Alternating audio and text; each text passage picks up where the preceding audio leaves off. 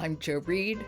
I have contributor Stephen Cummings with me, and this is Behind the Mic. Stephen's been with me all week, and he is going to bring his part of this week to a close with, drumroll. The Lightning Bottles.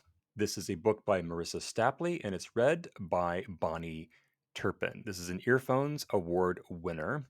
Bahni Turpin is a voice I am familiar with, and she actually got an award for Long Gone Come Home in 2023 on Earphones she received. I actually just came across her last year when I listened to an audiobook called The Hunt by Kelly J. Ford. She co-narrated that one. And she's also a golden voice. She is. Yeah, an audiophile golden voice. Okay, so tell us about the lightning bottles and how is this fitting into your bigger theme of mixtapes? Mixtape. So we're going to end with probably the most I don't want to say conventional, that sounds a little unfair, but it really is about about a group that comes together and then struggles. So Jane is one half of the Lightning Bottles. That is the duo with her partner and soulmate Elijah. This is set in the 1990s, and that's important to know because how they connect is through an internet chat room in the early internet days. And they have a meet cute through that chat room about music, and that's how they connect. Now, they don't live anywhere close to each other, although Elijah, lives in Seattle. Now, if you remember the 1990s, you'll know that Seattle was an important part of the music scene at that time. It was all about the grunge. And so, through their relationship, they come together. She makes the journey over to Seattle. Their band is getting popular. However, Elijah sadly slips into addiction, and then he ultimately just disappears. We don't know what happened to him. Yeah. Fans are quick to blame Jane, who then retreats to Germany. She just wants to get away from all of this stuff.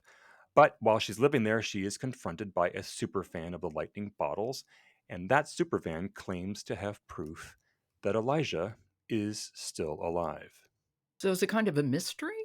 There's a little bit of that going on. I actually feel like it does a really good job mixing the mystery of it all with the history. And I think of the books we've talked about, the audiobooks we've talked about this week, this is the one that looks back with a bit of nostalgia for the time period. So you have these two sort of feelings together, which really, for me, really, really worked. So there's a similar time frame to Deep Cuts we talked about yesterday, just captures that 1990s feel. And again, speaking for myself, I was a college student at the time, so I totally get it.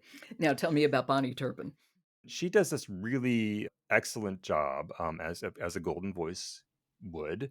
She really captures that sort of nostalgia for me. Her voice is just, even when I'm not sure where the story's going, again, I feel confident in her hands. She knows what she's doing, and she just really hits that with the right tone and timbre all the way through. So I just loved her performance throughout all of this. Yeah, she has such a wide range. She does literary fiction, she can do history, fantasy, YA, sci-fi. I mean, her range is remarkable. That is absolutely true. Are we gonna hear some of her?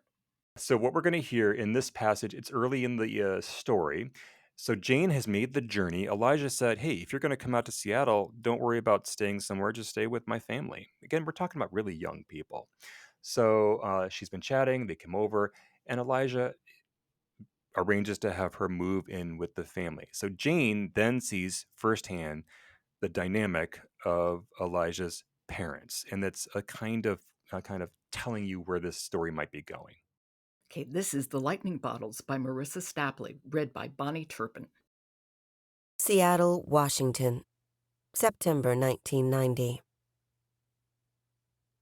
In the fall of 1990, an aunt of Alice's died, and she was asked to go back to the small town she was from, hours away, near Olympia, for the reading of the will.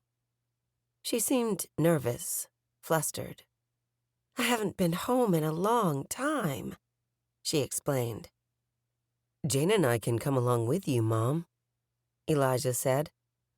"Okay, but," she turned to Jane, "you know, Moses can't even boil an egg. I have Betty Friedan and Erica Young on my bookshelf, but can't seem to manage to get myself out of the kitchen." Her laugh was bell-like.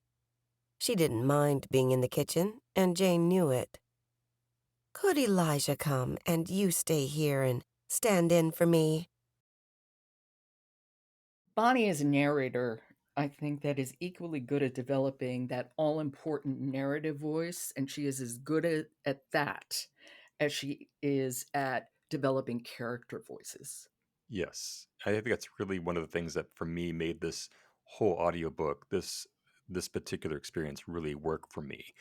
Like I said, it's got all of the history of that music and that time period, but she just does a great job characterization wise and just telling the story. Mhm.